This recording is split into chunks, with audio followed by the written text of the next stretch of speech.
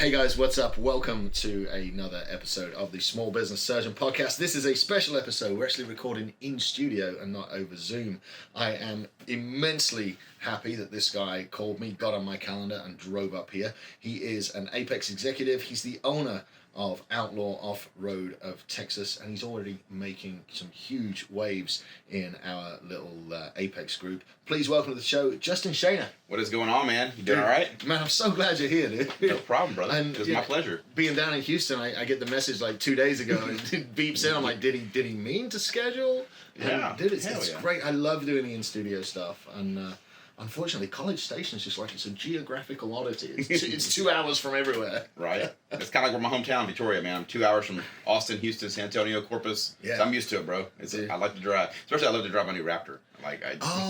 So how did you feel when the TRXs came out? So it's a great truck. Because, man, I've got a regular Dodge. It's a 21 1500. I couldn't imagine supercharging it and trying to hold on to the damn thing. I agree. I mean, I think 700 horsepower is badass. I'm a horsepower freak, but I feel it's unusable, man. No. I mean, come on now. Yeah, I don't want 9 miles to the gallon, to be totally honest with you. I love the Ford Raptor. I feel the suspension's better. I've always been a Ford man. Ram did come after Raptor with that TRX model, no doubt. But I can't wait to see what the new Raptor R is going to be like. Oh, there's going to be a newer Raptor. Yes, it's going to compete with the TRX. It's called the Raptor R, coming out in March of 22. I tell you what, I don't mess with trucks much. I've always been a sports car guy. BMW. Yeah. I've had numerous M3s. I've got a 2003 Mustang Cobra with still 30-odd thousand original miles on it.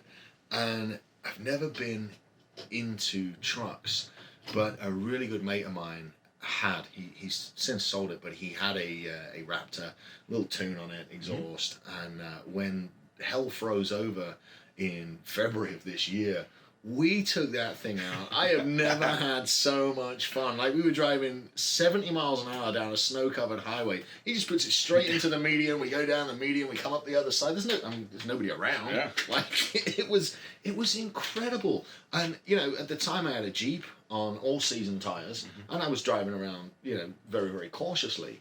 But the amount of confidence I had in this Raptor with these snow tires and it was amazing. Like, It was just like another level. So hats off to Ford on that, man. So you saw I jumped mine already. I did. I was going to ask you if you're taking it off any sweet jumps. Yeah, but so I did, man, back in late September, right before I got it, I put my 37-inch tires on it. I took it down to a rally track course in South Austin. Oh, damn. And they let trucks come in on once a month. And dude, so I caught about 4 foot of air in that thing. And it was on a 1 mile course, and we got rowdy, man. And she handled it, and I think it was a good that I only got about 10 laps in because I was getting so confident in the truck. Yeah. That I think I could have done some damage had I kept going. It reminds me of that famous internet video where you see the truck flying off the jump and it lands and all the airbags come on and suspension drops out of it, all that shit. Yeah.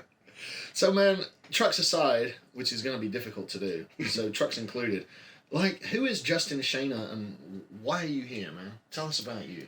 So, man, I've born and bred in trucks, bro. Like I started my company, or I started getting interested in trucks when I was 15 years old. Bought my first truck for $1,500. Yeah. And I've always had 4-wheel drive magazines. I mean, this is back in the 80s, or early 90s. Yeah. And early 90s. Yeah. And so I always had the Peterson's off-road magazines. And, right. So you want one for the 454 SS. Yeah. Exactly. That came out in 91, didn't it? Yeah, 91, 94, somewhere around there. Yeah.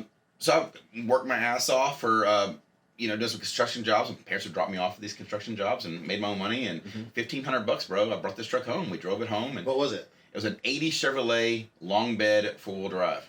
It had a Corvette 350 in it. So it was a pretty hot little truck. Yeah. It would definitely turn the 35-inch tires over. Yeah. And then I was asking my dad one day, and I was like, dude, how do we find out what gear ratios are in this thing? So we opened up the magazines and started doing the research, and turns out the gears didn't match.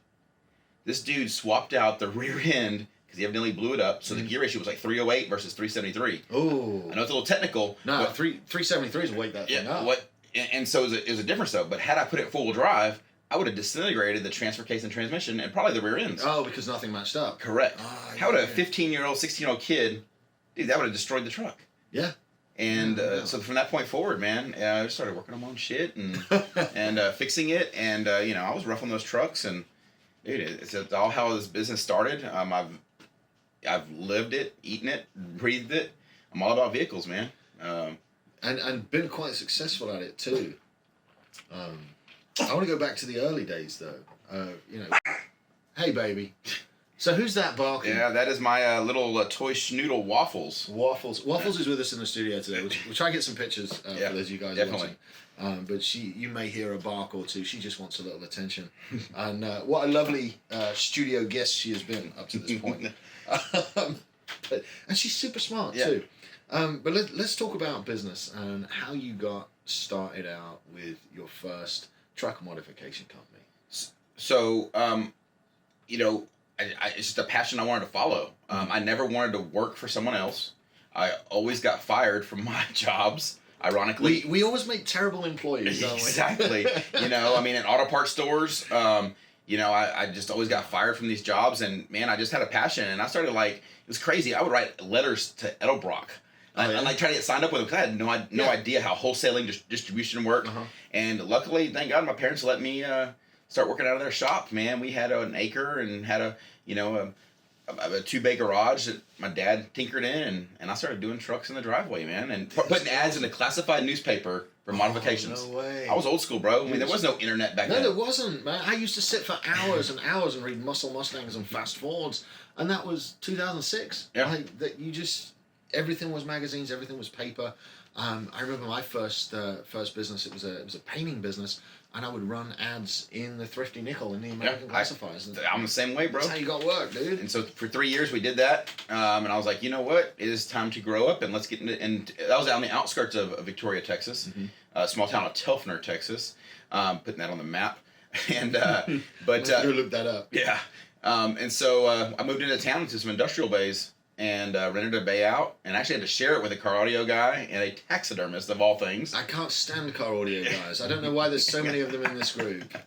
Right? There's no plug on somebody there. No car audio guys listening whatsoever.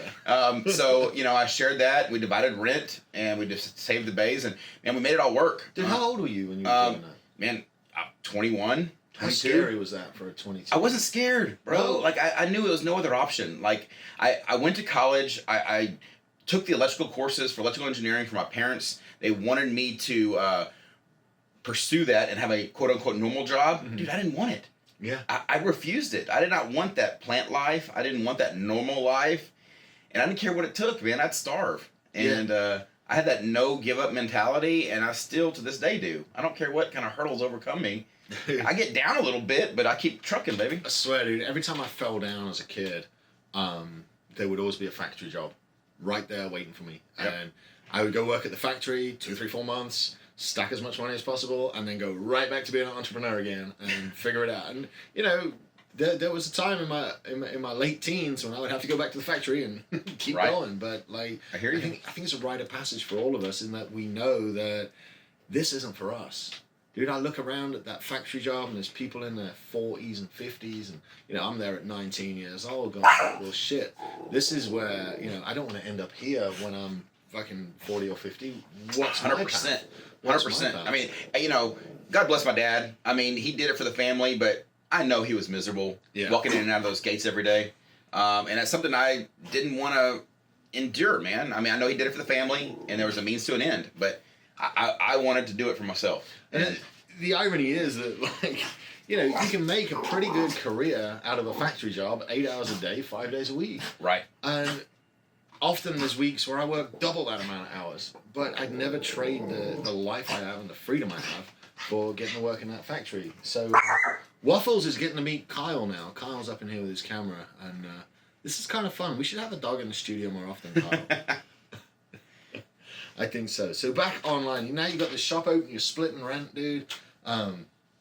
Tell us about some of the things that maybe kicked you in the ass a little bit unexpectedly on this journey. Like I said, I had a taxidermist. I shared it with a taxidermist. And so can you imagine having... What the world? I mean, we were all good friends. Like I said, car audio, taxidermist, and him. And the taxidermist worked on import cars. So it was kind of weird, but he did it because it was a quick way to make money.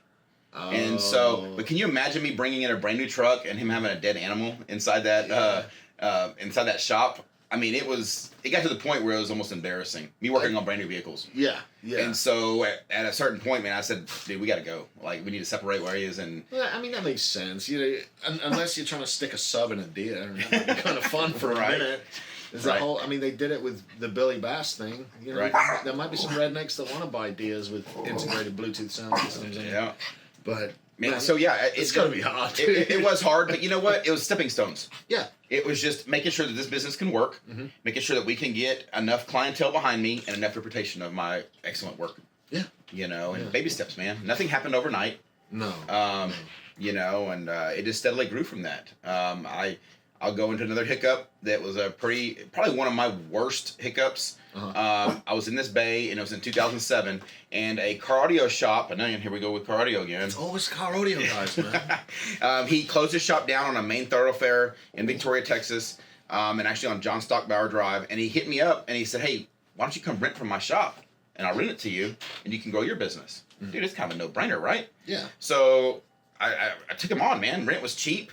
We did it. And, man, everything was good for about a year. And I had a legal binding contract. And you're going to like this one. About a year in, an elderly gentleman came in and asked for that individual, the guy I was renting from, and said, where's so-and-so? And I said, I don't know. Hi, I'm Justin Schoener. Outlaw Off-Road right here. I said, what can I do for you? He goes, bro, he said, I'm selling this piece of land. I own this property. And he says, that guy does not. You're paying rent too? And he said, you have 30 days to get out. Damn. And I had trucks on automotive lifts stacked up. I had 30 days of work stacked up. Shit. To turn it even worse, bro, that other guy tore down the metal building behind the other building because it was quote unquote his and he put it there. So I was working on trucks in the open air through the night, and I had electricians come out and help me rig up some lights. But bro, it was a rough 30 days. Yeah, but as a business owner, you got to do what it takes. 100%. I mean, these parts were already here. Customers already put their deposits down. So he represented to you that he owned the building? Or? Yes. Wow. And, and I could have took him to court and all that, but man, it wasn't worth it. Man, I had to keep trucking. I had customers' jobs to finish, and I had to find another location. Yeah, dude. That exact same thing happened to some buddies of mine. Illegally subleasing is what it's technically called. Yeah, I don't know if it's the fact that it just has to be ignorance. And, ignorance and stupidity are not the same thing at all. But a lot of people don't want to engage, and this is me talking from a professional perspective, they don't want to engage a real estate professional to help them negotiate leases because they think it's going to cost them money and they think I can do this myself. Whereas, I might see, now, I'm a bit skewed because I was a leasing specialist in the oil and gas industry, but I might see 10 or 15 real estate leases a year on commercial properties that come across my desk, and it's stuff that I know where these pitfalls are going to be. But you are now the second young business owner who has gone in and signed a lease with somebody and started leasing from somebody that doesn't own the damn building. It's just, It blows my mind. There is no charge for real estate representation on the buyer side of the deal, guys. Write that down. Remember it. Yeah. So luckily, I was able to get out of that. I was able to move back to my old bay. On the industrial bay. So timing was good. And it all comes full circle. I talked to a builder that needed to get out of there, so I helped him out. And then lo and behold, 10 years later, I had him build me my brand new shop. Dude. So, and then I had a very good friend of mine approached me and says, when do you want to get bigger? And this was, this was 2007, so probably about 2015, so 8 years later, he hit me up and said, hey, when do you want to get bigger and grow this thing? Because I was already taking 3 bays over this industrial complex. And he said, man, I got the perfect spot for you. And he was willing to help bankroll me and become my banker. Oh, and man. Dude, he laid it all out for me and helped me draw the schematics out. And lo and behold, we had a groundbreaking in 2015, and the business opened doors of that new location on the thoroughfare October 1st of 2016. So we celebrated our 5-year anniversary this past couple months ago, and man, it's been fire since, bro. It doubled the revenue, doubled the amount of employees I've got, and it's been great, man. Of course, there's been little hiccups here and there. Yeah. You think it was mainly the visibility in the new shop? The visibility, and man, as you've seen from some of my pictures, it's a red building. You can't miss it. And I've got huge trucks sitting out front. And my showroom's spotless.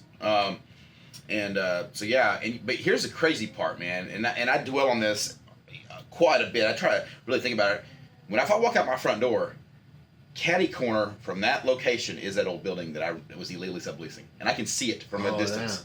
Damn. And it's still sitting there because it's owned by daycare now, and so literally I can still see it, and that building is still sitting there. So I'm beyond thankful that it all happened for a reason, man. It's a good reminder, dude. So I thank God every day for that, and we've got a great location, and things are just cranking, man. Well, that's got to be a relief, dude, and especially with the amount of money flooding into the economy right now. 100%. And we haven't slowed down much, man. COVID, our worst part of COVID was we didn't shut down at all. We're just getting parts now. Yeah. The supply chain is tremendously affected, and getting tires. But wait, we're able to adapt and move forward, and pivot and adapt and keep moving. So, let's move off of business for a little bit and move on to Justin himself.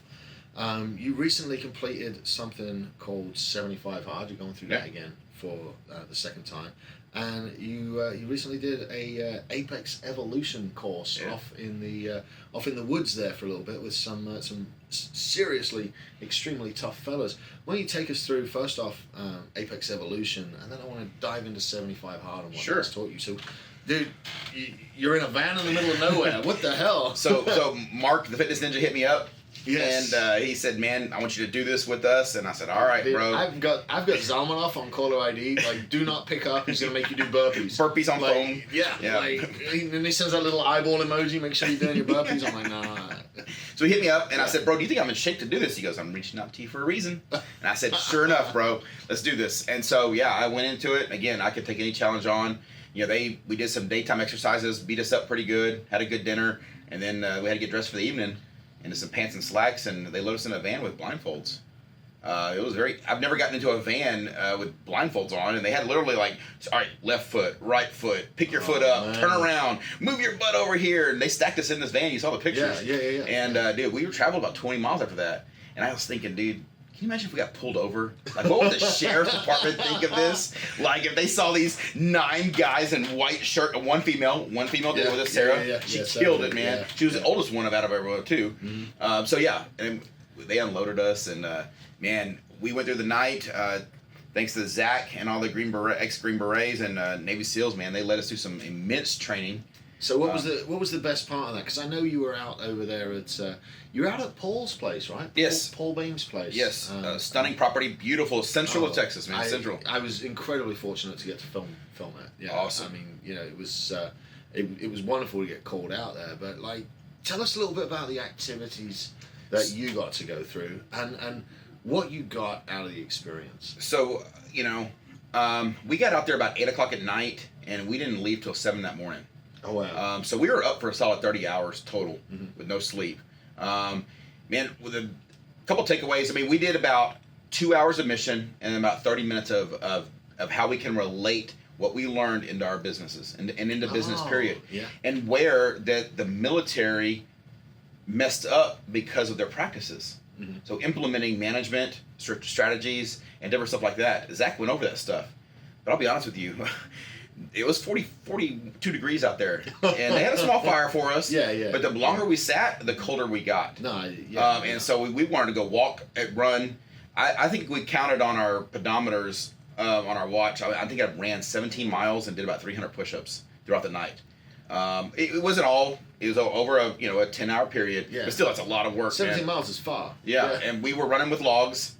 We were in the middle of the sticks with a flashlight on, looking for our quote-unquote enemies, working together as teamwork, leading each other through the woods, and literally just pushing brush out of the way with going by the starlights and looking for northeast, south, and west. And that's so cool, dude. So the biggest takeaway for me personally was what I have left in my tank. That I can... I was tired, but I knocked out 25 push-ups at 7 a.m. in the morning for the final exercise. Yeah. Where the hell did that come from? Because 90% of it is mental, and the other 10% is mental too. That is what Zach told us, and I like that. It's all mental. Our bodies, he told us that our bodies can go way beyond what we could ever think they can take it. That David Goggins book, Can't Hurt Me, he talks about how when you believe you're 100% done, you're actually at about 40% of capacity, and there's 60% left. I believe that You 100%. experienced that? Yeah, 100%, man. Yeah. You know, I'm a little bit overweight. I'm not the skinniest guy in the world, and man, I had a lot left in my tank, and I didn't think I could do all that, but there was no other option. I wasn't gonna wuss out. You got a female sitting next to me doing it.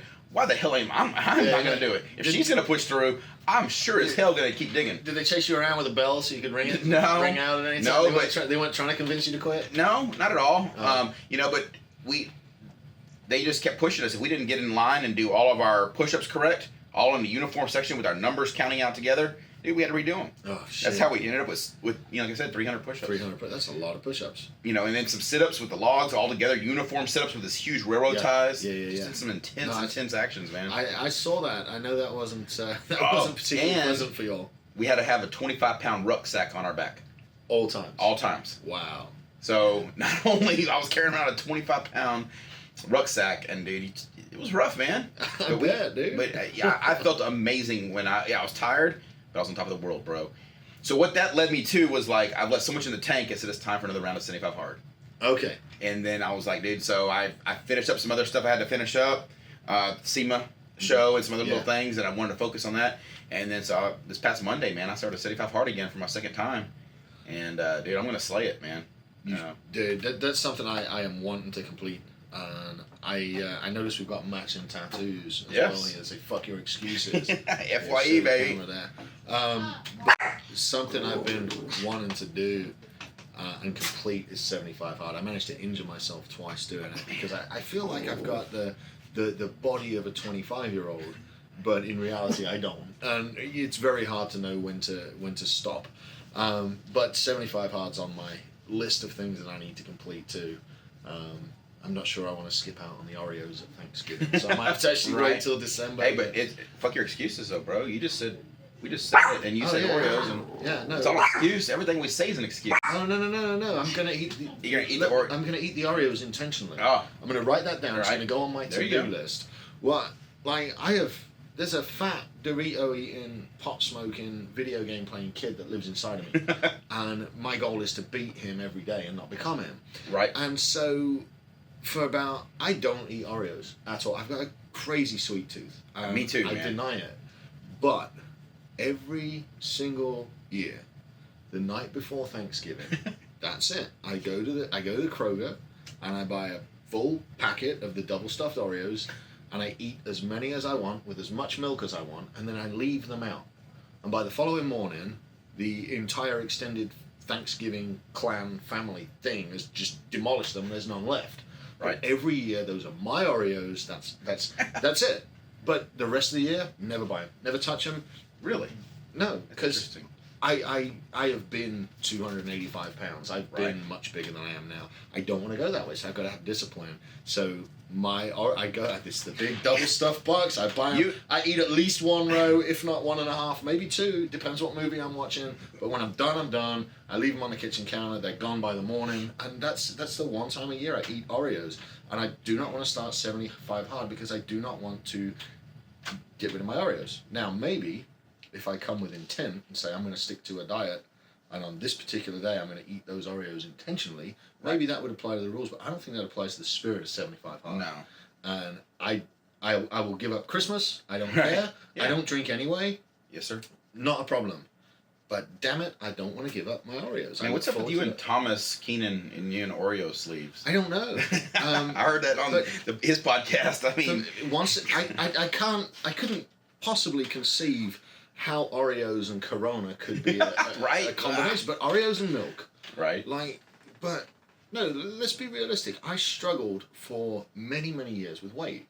And every time I lock in and set a target and go to work, I lose the weight, I come out feeling great, life's good, and then I slowly start slipping again, start gaining a little back, gain a little back, that's why I'm starting 75 hard again. After Evolution, I was like, I'm slipping. Yeah. I finished 75 hard in April. Mm-hmm. Maintained, but still slipped a little bit, but maintained. Dude, there's more left in me. But the one that I can put Oreos up all year. Right. I can be like, no, I don't need them. I don't need to eat them. I really started to take weight loss seriously about the same time I stopped drinking. I mean, I was like fucking obese. No two ways about it. I was obese. And without like a target, if I say, "Oh, you'll never eat an Oreo again," well, that's kind of shitty. That's Right.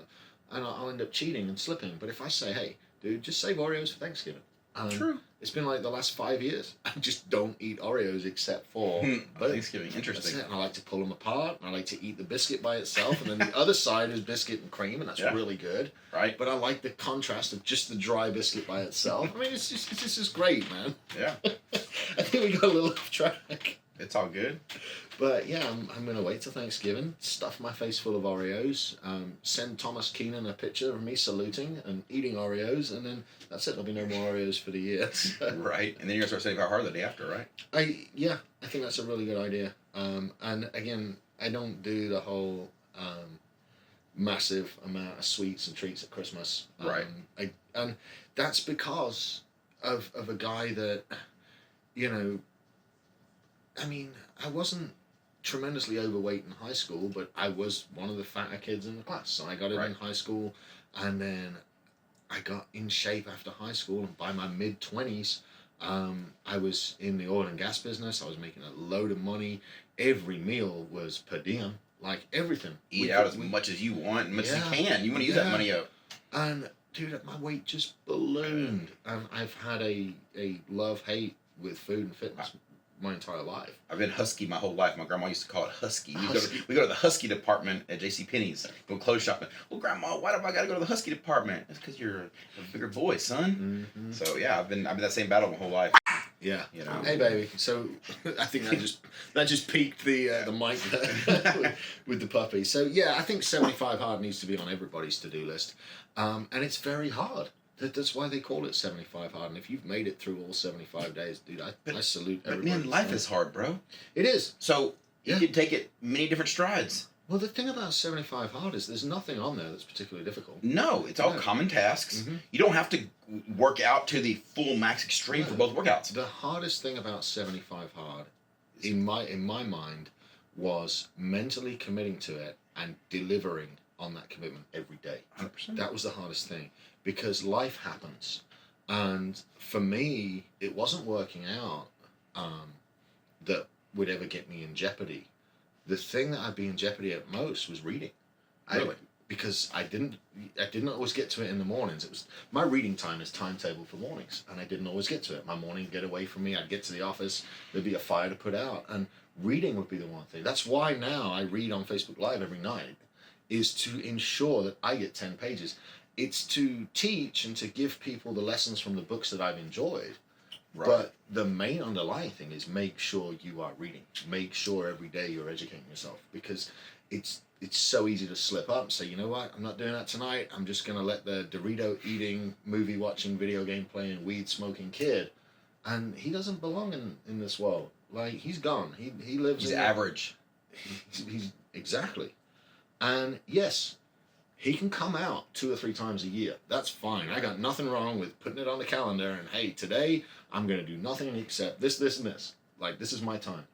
But he can't come out every day. No. Like, I have to dominate that guy, and I have to be the best version of me I can be every single day. 100%, man.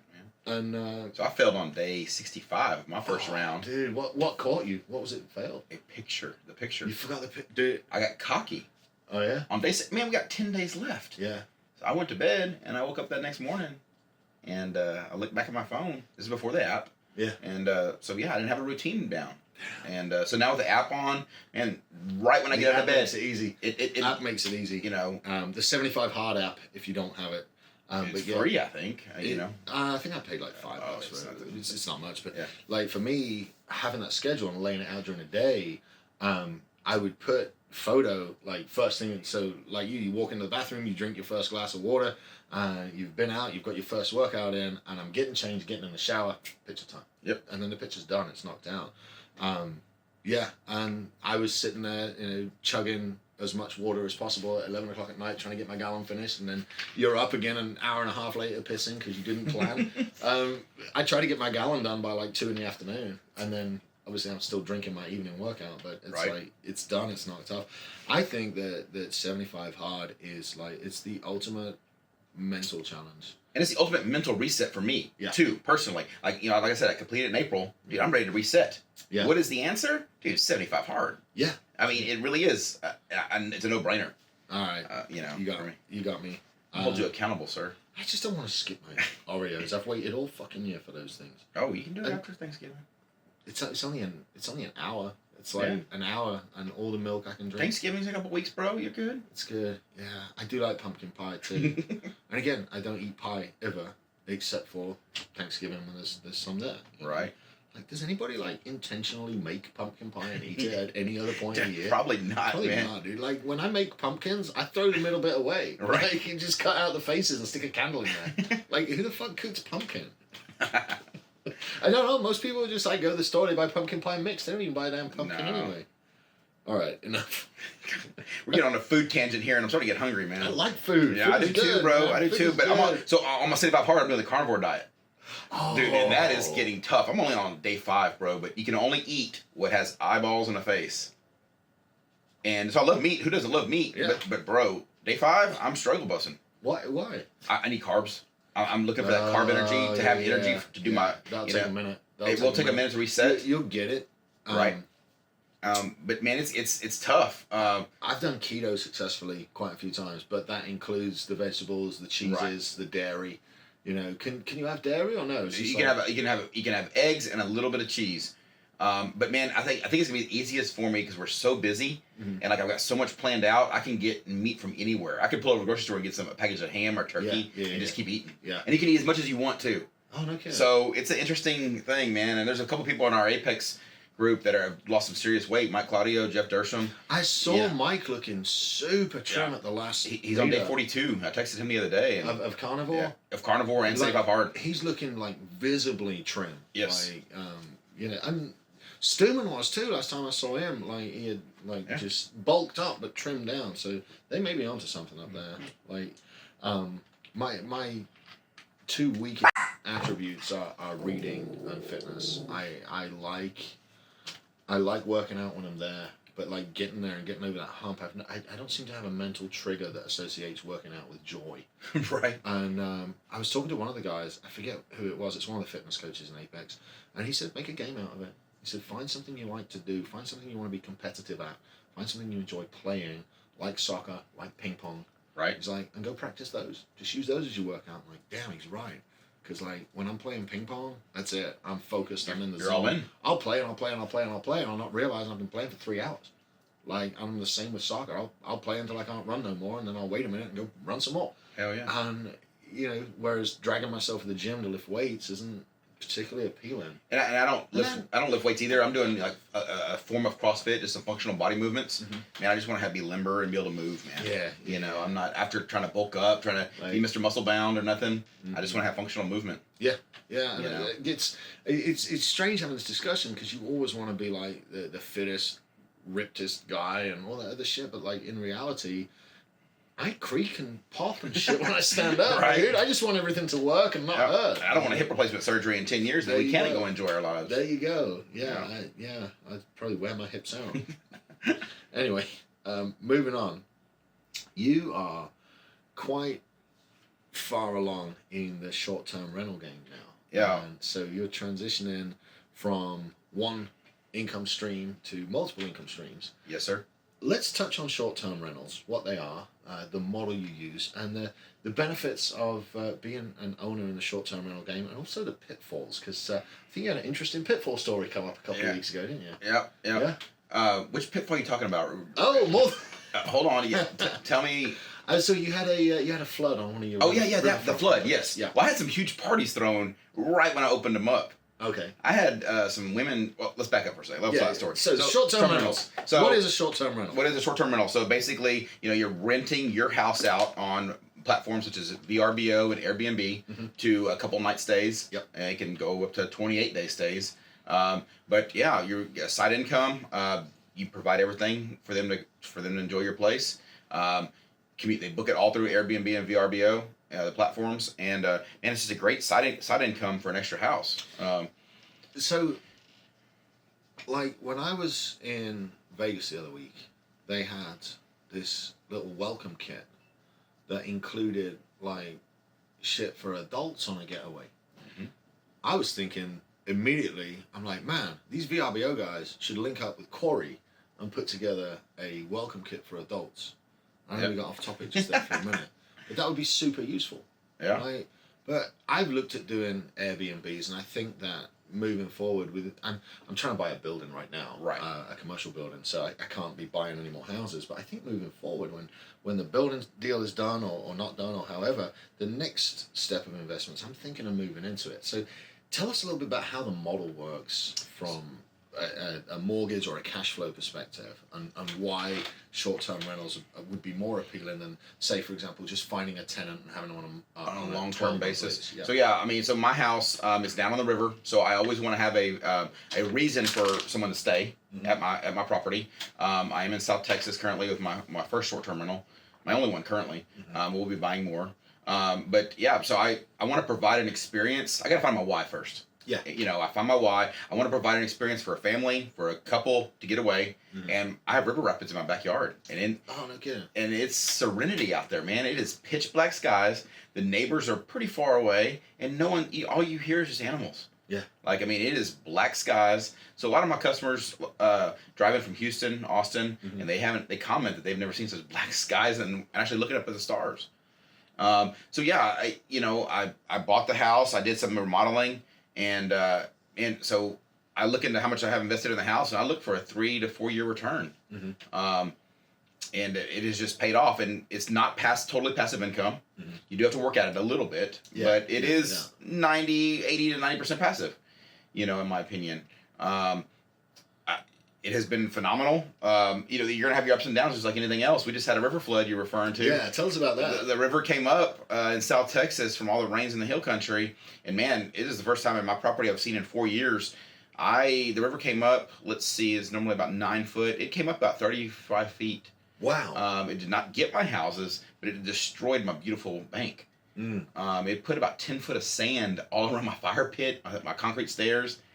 And I can't get an excavator down there. So I had to hire some day laborers to come down and shovel it out loud. Oh, my God. It took them 2 full days to shovel, to get all the sand out.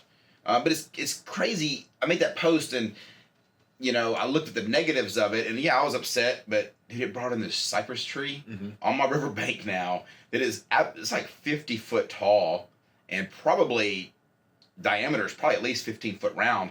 But I'm going to have a chainsaw carver come out and carve something cool in that thing just to have an Instagrammable moment. Yeah. So I'm always trying to turn the situation from a negative to a positive, Well, that and, like, I can't get any machinery in here. I've got a 50 foot by 15 foot tree laying on the ground. What should I do? Right, Like, and it's on the bank, on the river bank. Carving it into a giraffe and charging people to take pictures next to it sounds like a really, really good solution. I'm not to charge anybody, but it's just something. Yeah, I understand though. Yeah. But I just want something different, and you see all these Instagrammable moments, and I want to give them that. But yeah, we got it all cleaned up. Got the fire pit rocking and rolling again. I just have this huge tree. It doesn't really block the view. Because it's elevated a little bit, but yeah, I got a huge tree on my bank now until the next river comes up and washes it away. Yeah, it takes it in. Somebody's going to get a really nice... Oh, look, we got a carving. The river gods have delivered us a carved that tree. That will be pretty funny when it gets down to the Gulf of Mexico. What the hell is this? I wonder how long it would take to get there. Yeah. Actually take. It's just ride on it. But yeah, so the short-term rental thing, I love the freedom of it. I love being able to host guests and give them a 5-star experience. I feel that 90% of the Airbnb and VRBOs out there are just complacent. I feel like I'm sleeping on somebody's couch. Yeah. And I want to elevate that experience. You certainly know as a guest because, we've started as a company, if we've got a shoot that's, a flight away or it's out of town, we've stopped looking at hotels so much and we've started renting houses. And you can tell a difference between here's some keys, don't make a mess, and an owner that goes like above and beyond to make an experience.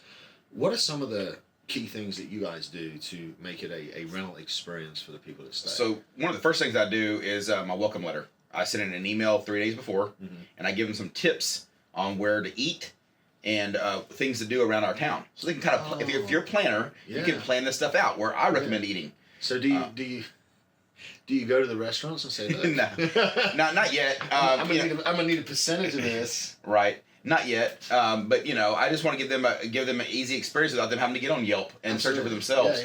Yeah. And when I go to different towns, I want to find out the best food. Yeah. We know that's not chain restaurants. No, that's you true. You want to find these mom and pop places. Dude, I like the little holes in the wall. Yes. I don't care about cockroaches, man. Get them out of here. That's fine. Get this food. So the next thing I do is all digital locks. So I never meet my guests. Okay. And I give them the door code. I can program it. I use a Slade Gen code for anybody that wants to know. I feel it's one of the best digital locks out there. So I give them a programmable code. I program the last 4 of their cell phones, so it's easy to remember. Oh, nice. Who doesn't know their cell phone number? Program that up. And man, I have a welcome basket full of snacks and gifts, some little things. Another thing I do is I have this small. You will go into a 5-star hotel. You have those small samples of shampoos and things. Well, I buy them on Amazon. They're probably about $80 to $1 a piece. Yeah. But I buy the high end stuff. They're really quality stuff. I also buy high end towels. I spare no expense, man. Mm-hmm. These people are on vacation. They want to enjoy everything. And then also, I fully furnish the place with pots and pans. I'm not talking about cheap pots and pans. I do all quality stuff. I treat it like I would want to be treated. Right. And all they need to bring is food and clothes, and they can enjoy themselves. And I've got I don't have a negative experience whatsoever on all my ratings. I'm a full 5 stars, 65-star ratings, and customers that want to come back over and over. That's how it works. And they'll send other people exactly out there as well and say, hey, go stay at Justin's cabin. It's legit. Right. And so then, the way I finally give it away is I do a hidden surprise, quote unquote, for them. That Saturday night, most people work Friday through Sunday, just on reference. But that Saturday night, I'll text them. If I don't have a guest come in Sunday, dude, I'll give them a late checkout free. Mm-hmm. Like, most of these people are nickel and diming these people for a late checkout, early check-in. Dude, if they ask, I'm going to give it to them, but I surprise them. Yeah. Dude, who doesn't want a 1 o'clock checkout? Yeah. The next thing I do, when they check out, they don't have to do any laundry. They don't have to clean up. Yeah, I ask you to take the trash out. Yeah. But, man, I want you to leave on a positive experience, a positive note. Don't you dread on Sunday mornings when you leave? You're like, oh, dude, we got to do the laundry. We got to mop. We got to XXXX. Dude, it's a worst experience. It's a memory you left on the drive home. And I mean... Yeah, but I was raised that whenever you borrow something from somebody, you always return it in better condition. Right. So I get some weird looks, no doubt. But whenever I'm wrapping up with an Airbnb, I'll do the dishes, I'll run the dishwasher, I'll put everything up, I'll sweep up, I'll take out the trash, I'll put all the cushions back, I'll put everything like it should be. I take all the bedding off the beds and fold it up in the at the bottom, ready to be washed. I mean, this is somebody's home that I have borrowed, and it's my duty as somebody that's borrowing this or renting, but it's my duty to leave it as I found it. Exactly. And so, yeah, even when somebody's like, "Oh, don't worry about it, we'll send a cleaning crew," I'm like, I'd just rather I'd just rather wash my own dishes and put everything back. But it's paid full circle because the cleaning crew then appreciates that and they don't have to work as hard. Yeah. All right. Fair play. So I mean, it's a full circle, and I get it, and I'm the same way. I clean up all my messes, put all the towels. Even if I'm in a hotel room, I still gather my towels up, man. I want to make it easy on that maid. They got a normal job just like me and you. Yeah, I put everything in a pile for the hotel rooms, the lot. Yeah. So yeah, just a couple of tips and tricks like that, man, really makes me set apart from every other short-term rental. And it's so easy that people just don't think about it in business. But if you could be like, how would I like to be treated by this company? How would I, how would it reflect on me? And if they think about it, and you just obviously, you can't put this on your slogans, but if you just walk around and you think, hey, how can I not be an asshole today? Yeah. just be cool to everybody. And we do the same thing through Outlaw Off-Road. I mean, a lot of this is technical stuff when we're building vehicles for customers, but I want females to understand why this lift kit costs $2,000 versus this Chinese-made product that costs $700. Yeah. And we go through it. We treat everyone like a normal human being, and I've got a great sales team. And man, we're just killing it because we're fully explaining everything, why a vehicle rides and drives better than stock, and why we want to recommend that product for them. Oh, okay. And they're spending good money. It's everybody's hard-earned money. Yeah. And so that has taken, and I put that in every business I'm in part of. I'm gonna have to come see you for some work on my truck, man. We can definitely turn it from a sissified truck to a TRX wannabe. It's a business purchase. It's a work truck. It's not. I feel like a a whining little spoiled brat. It's not what I enjoy to drive. It's there for utility. It's there to do a job. It's there to make me money. It's there to make the company money. And yeah, I'd love to lift it and do all kinds of stuff to it. But yeah. But even just a leveling kit, and tires and wheels, just to customize it a little bit. I'm a sports car guy, dude. You know. Then let's lower it and put 24s on it. Ever the salesman, man. You got a problem. I got a solution. Yeah, I love it. I love it. No, I think that's what I love about vehicles too, man. Is you can make it your own, however you do it. Yeah. Whether it's lowering, lifting. Yeah, some people hate low riders, but I don't care. Oh, dude, I love low. Now, would I ever own one? No. No, but you can appreciate the work. Them. Like we were at SEMA last week. So many. There were so many amazing lifted trucks, but at the same time, when you see a slam dually on airbags, it's just like I have so much respect for that. Right. No, I wouldn't own it. No, I wouldn't drive it. No, it wouldn't be practical. But by God, it's fucking cool. It is badass. Like, it's so cool. And so much work went into it. The amount of detail and somebody's passion. Like cars are they're just like art when you get to a level. And personalizing a car, it allows you to have something that's different, that's yours, that's individual, that you can love, that nobody else can have. And of course, I went through. I've got over $100,000 sitting in a 2003 Mustang Cobra that runs whenever the fuck it wants and just doesn't when and you're like, yeah, maybe the car modifying bug bit me a little bit hard and I kind of fell out of love with it. But I think that once my boys are just a little bit older and they're old enough to turn wrenches, I think it's going to be a hobby that we'll love to do. And you can pass it on to them, man, and get them, spark that, ignite them. I still do my own brakes and stuff, and I sit there and go, why in the fuck am I changing brakes? And it's because there's something about getting a little bit of dirt under your fingernails. I don't need to change brakes. I can pay somebody to do my brakes. But the pride in being able to, hey, this is my ride. I'm about to do this. I've got the tools. I've got the knowledge. And the pride in being able to do your own stuff. And no, it's not the best and highest use of my time for the most return on investment possible. But damn, it feels good as a man to do your own maintenance and your own stuff on your own vehicles. Yes, sir. And I love what you do. So talk to me a little bit, because I know there's you've got a couple of things going on with the short-term rentals that you're expanding. I know that Outlaw Off-Road of Texas is going gangbusters, but you're starting a third venture. You're starting into the consulting realm, aren't you? Yes, sir. Tell me a little bit about that. So I, as a shop owner, I just feel that I was a technician first and a business owner second. But that's how we all kind of start, because you've got to learn the trade. Right. And then you be the technician, and then you're like, well, I can get my own jobs. And so most, if not all, and blue collar's like too broad of a painted term, but you understand where I'm going. Most of those service-related business owners started out as techs. That's how they learn, you see. But I feel there's so much left on the table. I got my business evaluated about 3 years ago, and man, I actually and he started coaching me on just how to make my business more efficient. Yeah. And how to bring the valuation of the business up for bank loans, for just many other purposes. And so I was shocked when he brought me that number back. I was like, dude, it's only worth what? Yeah. I've got a reputation of, I've got over 400 5-star reviews on Google right now. Yeah. Like, I'm phenomenal, man. We're kicking ass. And they're all 5-star paragraphs, bro. Like, people write paragraphs about us. But I said it's only worth XXX, and I was like, "There's no way. We're doing, $2 million a month, $2 million a year in sales plus." And he said, "This is why." And so he helped guide me into to teaching me how to run a true business. Yeah. With your numbers, with profit and loss, and not skimming the books. Well, but then again, like, this is an evolution that we all have to go through as business owners, because when you first start out, you're taught to not skim the books, but let's be honest, you show as little profit as possible on the books, and you expense as much as you can in order to minimize your tax risk. So I'm going to pause you right there. Yeah. One of the biggest hiccups that made me realize no bank wanted to loan me any more money. That hiccup's fucking everything. On paper, you're making money, but the bank says, reality, dude, you're only making so much, and we know I'm making more than that. Yeah. No, so that's one of the biggest mistakes that I've learned from that. That's something that, like, all entrepreneurs go through. Because then you sit and look, well, I make all this money. Oh, well, you only salaried yourself $2,000 a month, so your income's 24 grand. I'm like, no, wait, there's loads over here. Right. But it doesn't work like that. And but that's the elementary stuff that we fall into, and then we've got to grow and mature and learn our way through.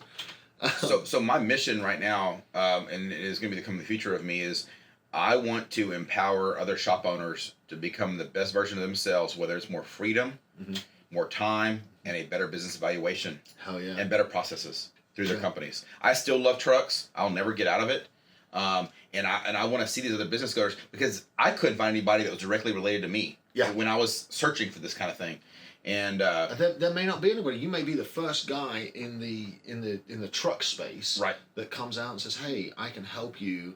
Look at my shop. Look at what I built. I can help you get there." You may be the first guy in the space. And I'm all game for it, man. Shout out to Thomas Keenan. He helped me realize that. I think we've shouted him out enough in this episode. Exactly. But go eat your Oreos, buddy. Go eat your Oreos and Coronas. But so he envisioned me and helped me create a light that 22 years of business. I know a shitload of knowledge up in here in my head. Yeah. Why not empower someone else with that? And I was like, dude, you're onto something, bro. Like, I love helping people. I want to help other business owners. So that's my next goal. We're gonna corral the dog here for a minute. Yeah. She's lovely. But that's where life goes, dude. Because you spend all this time accumulating shit and growing and growing and growing, and I'm like, wait a minute, I could really help some people. And because I didn't like the 16-hour work days, man, and being away from the family and the wife and everything. I'm divorced now, but it did take a toll on my marriage, man. Like my thing, I didn't ever envision becoming the small business surgeon, becoming a business consultant. But my thing now is, it took me so much pain and fire to get to where I'm at. If I can help you shortcut that pain and shortcut that learning process, and you avoid the shit that I had to go through my lessons.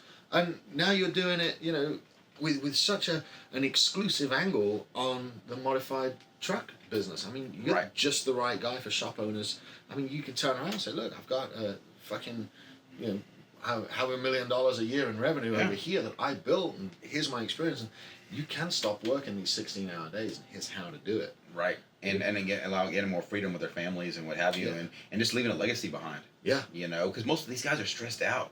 Most of these friends owners that I've become friends with over the years, dude, they're just they're tired. Yeah, but that's not just the shop. That's business owners in general. I didn't realize there was such a need for training of business owners until I set up my business owners group and just started meeting people for coffee. And maybe I've just got a trustworthy face. I don't know, but these business owners would just dump their hearts onto me and dump all their pain at the coffee table. And I started seeing these patterns and these recurring fucking problems that, guys like you and I have been through. We've been through the divorces. We've been through the overweight shit. We've been through me. I don't know about you, but I went through the alcohol abuse and the bad times. And now on the other side of that, I can look and see these patterns in business. And we don't want those people to live what we went through, man. No. It's not. I mean, I really don't. But when you look at them, you can't blame them, because they're taking the exact same steps that we took. They're discovering the exact same things we discovered. I just want to write it all down in a list and be like, right, here's what you're going to discover over the next 5 years. It's a list. We can do it in the next 10 minutes. It'll be well easy, and it'll save you a bunch of shit. Right. But and that's one of my next big ventures, man. I think that's incredible, because you do have such a long and storied and successful history in the industry, and you stepping up and actually reaching out and giving back to other business owners, and you're going to help these guys go from struggling 5 and 6 figure businesses into thriving 7 and 8 figure companies, and from experience, that is just one of the, even though you're charging for it, it's one of the greatest gifts that you can give to a business owner. I mean, I just had a client jump up significantly in revenue, and he's coming into that 7-figure monthly realm. Nice. And the reward there for being a consultant on his team that has helped him build to that, there's no feeling like it. When 6 months before we started working together, he was, do I quit my job? Do I keep going to work? And now, now look at him, knocking down 7-figure revenue months. I mean, it's just ridiculous, and the amount of pride I get from that. I didn't do the work, but I laid out the framework for them, and I said, "Go." And you do the work, you get the results. Right, man. So I think it's very rewarding, man. You're going to be a beast as a coach, dude. Yeah. Thank you. I'm looking forward to this, man. So we're going to have a bunch of modified truck shop owners buying short-term rentals. Right? Yeah, that's it. That's the whole goal, man. Gonna follow the Schoener plan. Yeah, there you go. Yeah. So what else you got for me? Because we're getting close on time. Buddy. So another crazy thing I plan on doing, to kind of tie the two together. Go on. The short-term rentals in the off-road industry.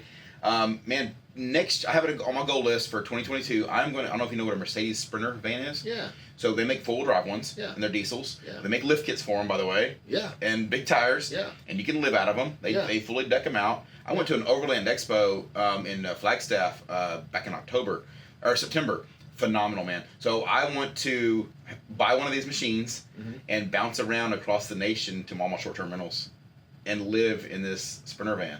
Oh, yeah. And have it off-road, and I can go visit these shops as I coach them. Yeah. And I can have these short-term rentals all across the United States, man, and just travel and cool. take waffles with me and man, just live. That's one of my goals.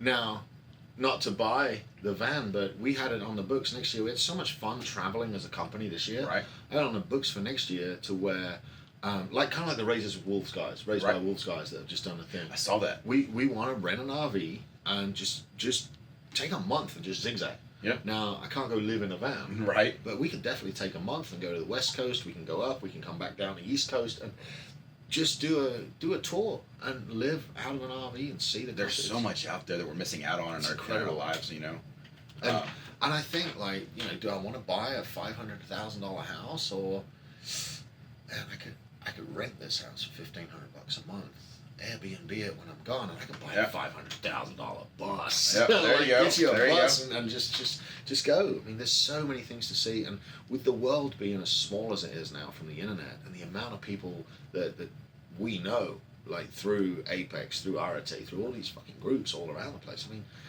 it would be the adventure of a lifetime. You better believe it. Just So yeah, that's coming to me in 2022, man. 22 Mercedes van. I'm going to write this down in my notes, and you're going to commit to it. Yes, sir, I am.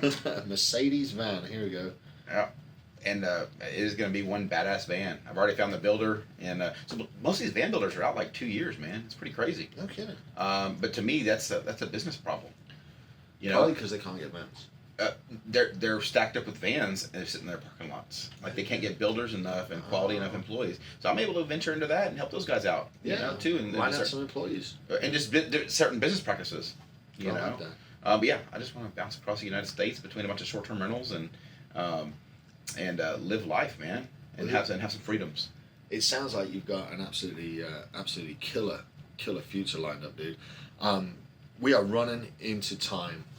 It is about time we wrap this interview up. But have you got anything else that before we do that you want to share with the listeners today? So if you want to connect with me, feel free. Instagram, Facebook, Justin Schoener. That is SCHOENER.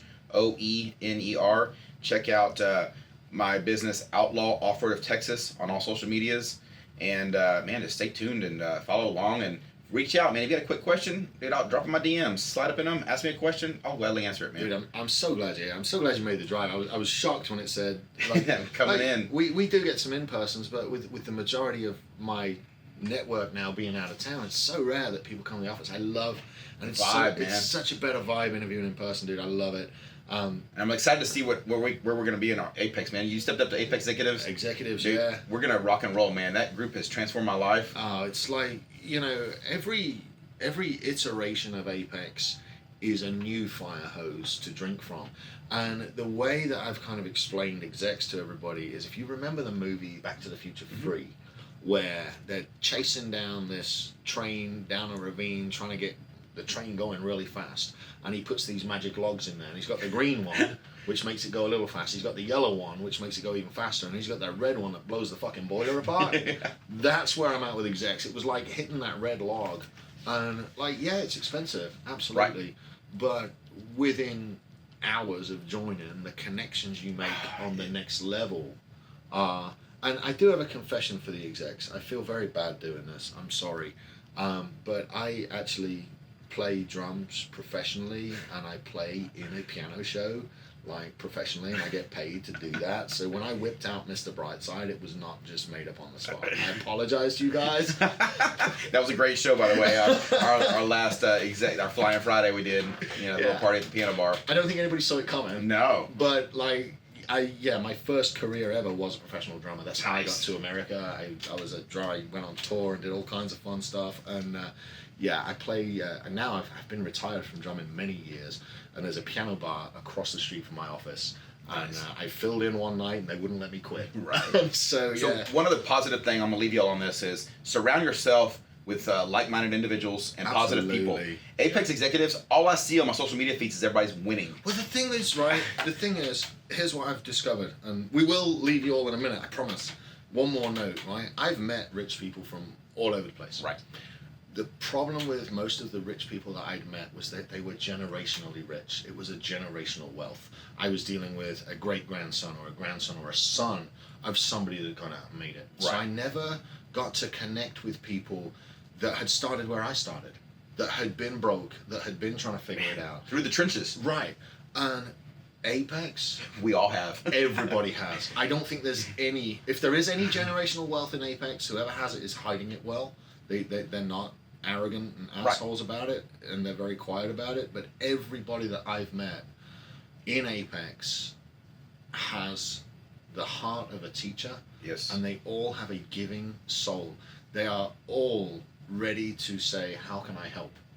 And that, to me, for somebody that has fought my way through the trenches, having people that have been through the same battles and are standing there at the sidelines cheering you on and saying, what can we do for you? Yeah. That's life-changing. It is, man. I can't ever see me not being a part of this group. So, if it's not Apex, it's anyone you surround yourself with. Because, the top 5 people you surround yourself with, you're going to be in, whether it's an alcoholic, whether it's an entrepreneur, whether it's a gym, a fitness person, you find your tribe, man. That's all I'm going to say. For real. Keep looking. And I found mine. I did too, brother. And that's how I found you. Love these guys. All right. Guys, you'll do me a favor. If you have liked this show and gotten anything out of this conversation with Justin, do me a favor. Run over to his social medias. We will post the links in the show notes. Give him a follow. Give him a like. If you've got any questions on lifted trucks and wanting to modify your shit, make it faster, make it louder, whatever it is. Or short-term rentals. Either way. Or short-term rentals. Hit this guy up in the DMs. He's a solid guy. I'm super proud that he's my friend. I'm very happy he made the drive. Justin, thank you for coming on the show. Thank you for having me out, brother. All right, guys, that's it. Leave us a review. You know what to do. And we'll see you end of this week for Friday Fire. You'll be safe and stay tuned. That's it, pal. Thank you. Yeah. Dude, that was incredible. I want to keep talking. Yeah, I do. no problem, bro. But, we might want to get into some pause that. Did she, was the barking going to bother it at all? Nah. Really? Okay. It'll pick it up. Yeah, but I don't think it's even the world. It shows we're real human beings, man. Alright, I got you saved. Alright, that's done. Turn the camera off. No, they'll do it. Okay. When we started this company, I went on every shoot. I shot B-roll. I helped edit. I did it. Now I don't touch their shit. Right. So it's their job. Well, not only that, but they are. When we started out, we were all using the same equipment. But as I was more the fucking sales guy and the networking guy and the bringing in work guy and the writing proposals guy, these guys evolved and their equipment evolved with them, and now I don't fucking touch it. Right. I go on shoots now because I want to go on a shoot and enjoy myself. And I've done 2 shoots this year. Really? Coming from doing every fucking video and every shoot. So who hired y'all for SEMA? No one. Really? We are going to be doing some work for Joe Marroquin. He has Pinnacle and AVEC, and he's launching a new brand called Monkey Fresh. Mm-hmm. And Katarina with Golden Shores put us on to Joe, and we're doing some videos for Joe. And Joe said, well, we can start when we get back from SEMA. And I said, hey, Joe, I'm in Apex and I really want to go to SEMA. If you can get us in, I'll tag you in some of the review videos we do. He said, shit, I can get you in. That'd be great. So nobody. We paid for it out of pocket. Right. We went. The ROI from that is going to be amazing. It brought these guys, dude, they were just on a whole other level being there, I'm sure. It changed their worlds. Let's go see if we can look at any of their stuff. It's probably not ready yet. They're just still putting it all together. But if you want, like, we can go to the coffee shop next door, grab a coffee and chill. Yeah. If you want, like, I don't have anything to do, man. Like I said, I don't really need to be. I gotta drive to Waco, but Waco. 2 hours. We get there like 2 way out of here. 75 minutes. Really? Yeah.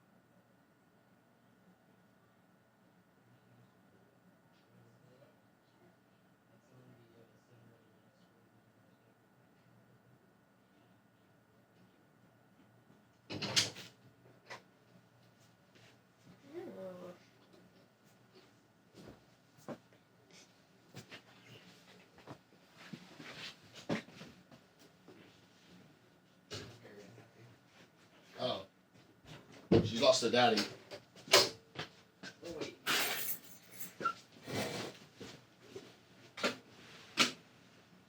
We're gonna be a minute. We're having coffee.